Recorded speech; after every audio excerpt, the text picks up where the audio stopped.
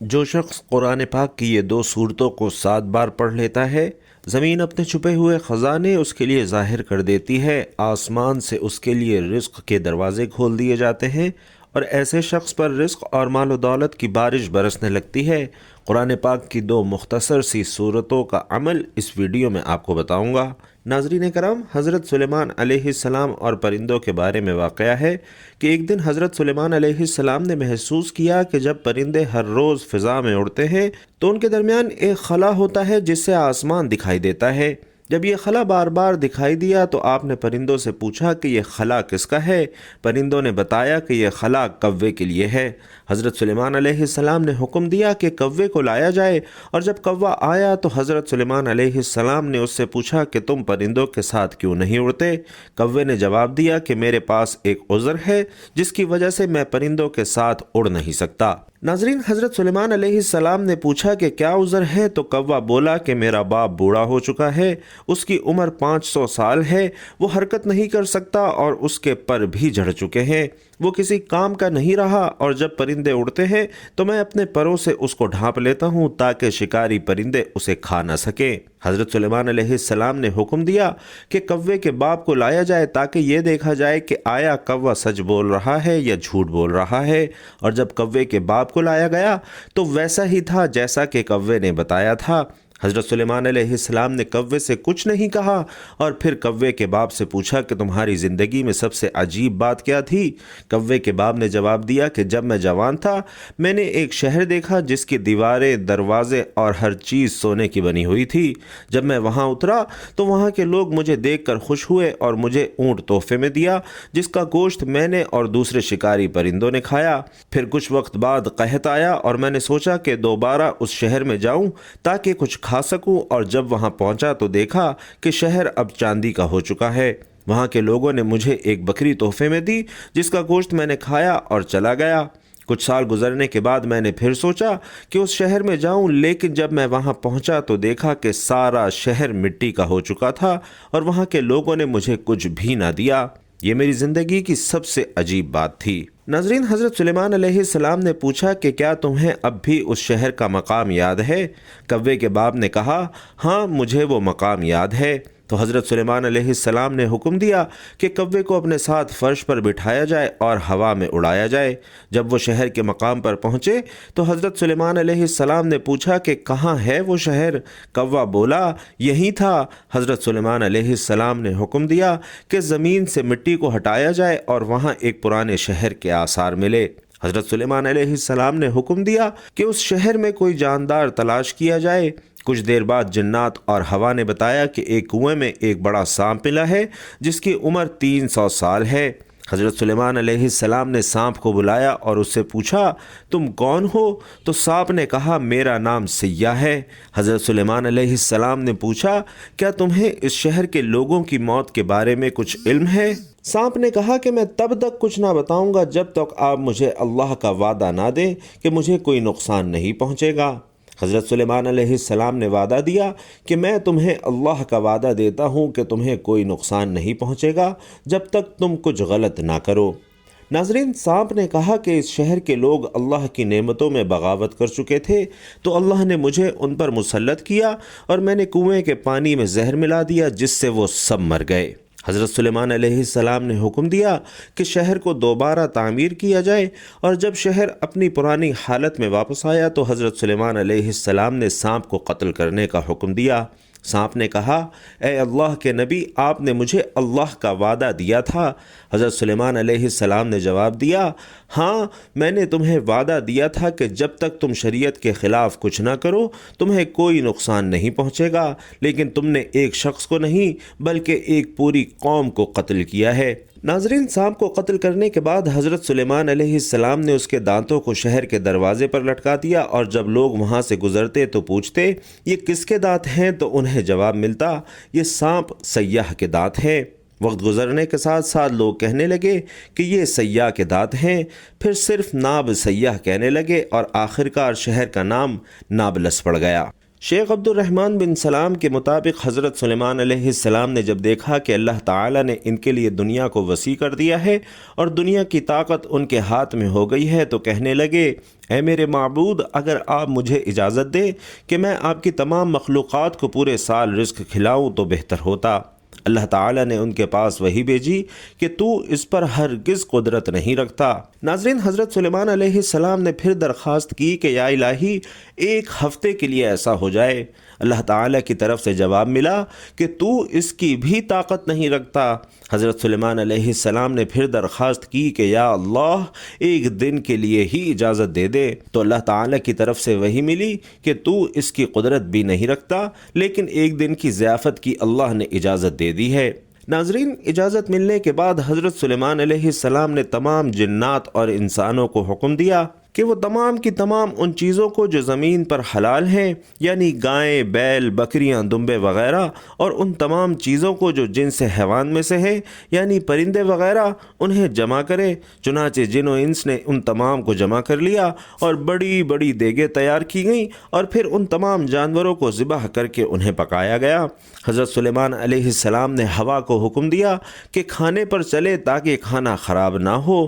پھر تمام کھانوں کو جنگل میں پھیلا دیا گیا اور اس کھانے کی دعوت کی لمبائی 1 مہینے کی مسافت کے برابر تھی اور اس کی چوڑائی بھی اتنی ہی تھی۔ پھر حضرت سلیمان علیہ السلام نے اللہ سبحانہ و تعالی سے دعا فرمائی تو اللہ رب العزت نے وحی نازل فرمائی، اے سلیمان، تو میری مخلوقات میں سے کس سے دعوت شروع کرے گا؟ حضرت سلیمان علیہ السلام نے فرمایا کہ میں سمندروں کے جانوروں سے شروع کروں گا۔ اللہ تعالیٰ نے بحر محیط کی ایک مچھلی کو حکم دیا کہ وہ سلیمان علیہ السلام کی ضیافت میں سے کھائے۔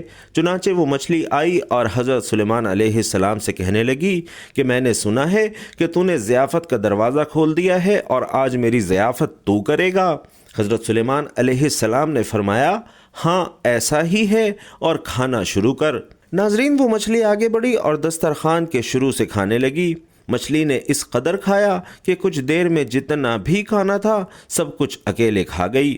سب کھا کر مچھلی نے حضرت سلیمان علیہ السلام کو آواز لگا کر کہا، اے سلیمان، مجھے اور کھانا کھلاؤ۔ حضرت سلیمان علیہ السلام نے حیرانی سے فرمایا کہ تو سب کچھ کھا گئی ہے، اب بھی تیرا پیٹ نہیں بھرا؟ یہ جواب سن کر مچھلی بولی، کیا مہمان کے لیے میزبان کا جواب ایسا ہوتا ہے؟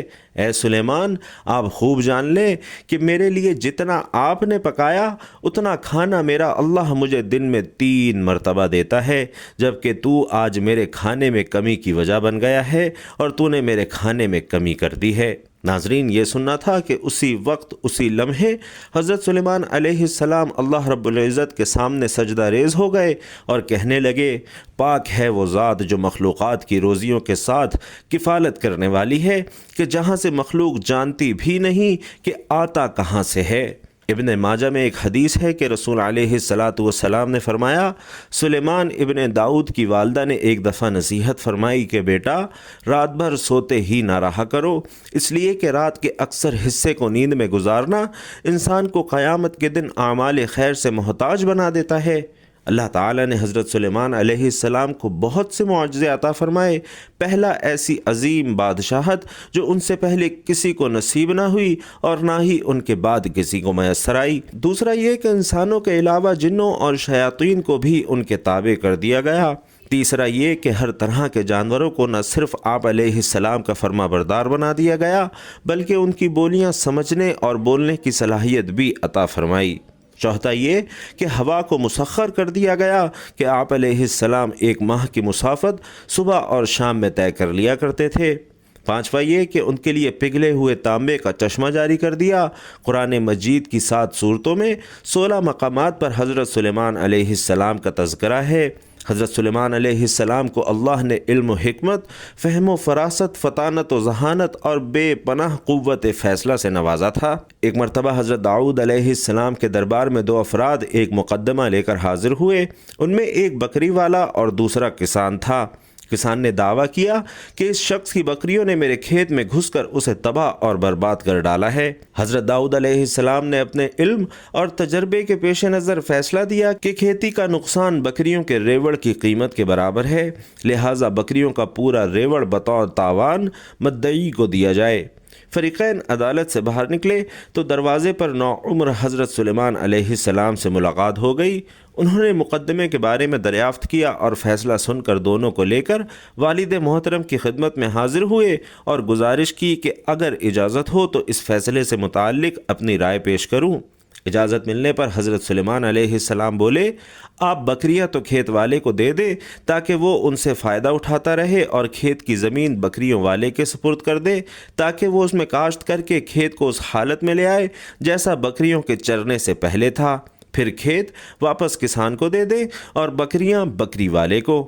ناظرین، حضرت داؤد علیہ السلام کو یہ فیصلہ بہت پسند آیا، اور قرآن کریم میں ارشاد ربانی ہے، اور داؤد اور سلیمان کو یاد کیجئے جبکہ وہ کھیت کے معاملے میں فیصلہ کر رہے تھے کہ کچھ لوگوں کی بکریاں رات کو چر گئیں، اور ہم ان کے فیصلے میں موجود تھے اور ہم نے اس کا صحیح فیصلہ سلیمان کو سمجھا دیا۔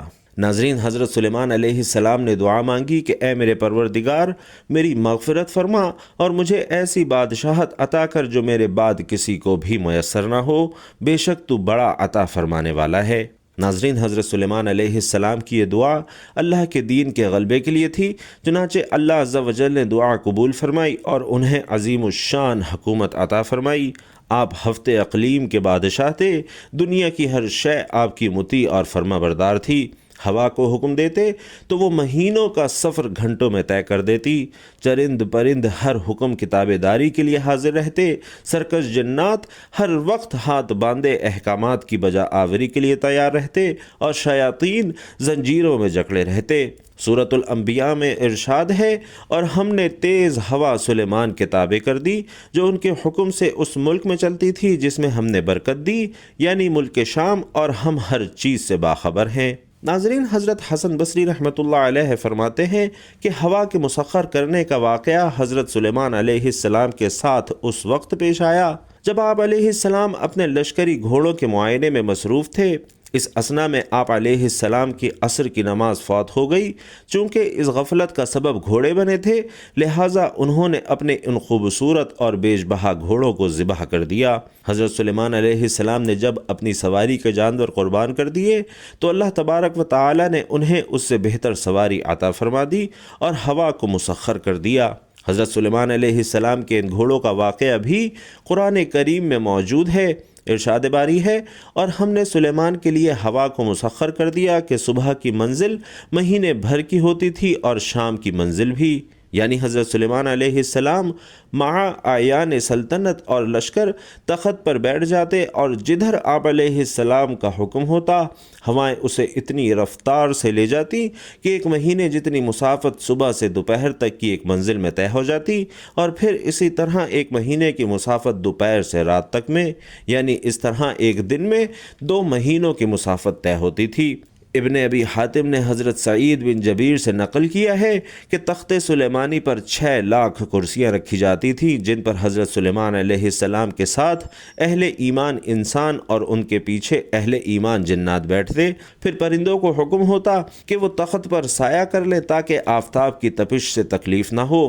ہوا اس عظیم الشان تخت کو اٹھا کر جہاں کا حکم ہوتا وہاں پہنچا دیتی، اور بعض روایات میں یہ ہے کہ اس ہوائی سفر کے وقت پورے راستے حضرت سلیمان علیہ السلام سر جھکائے اللہ کے ذکر اور شکر میں مشغول رہتے۔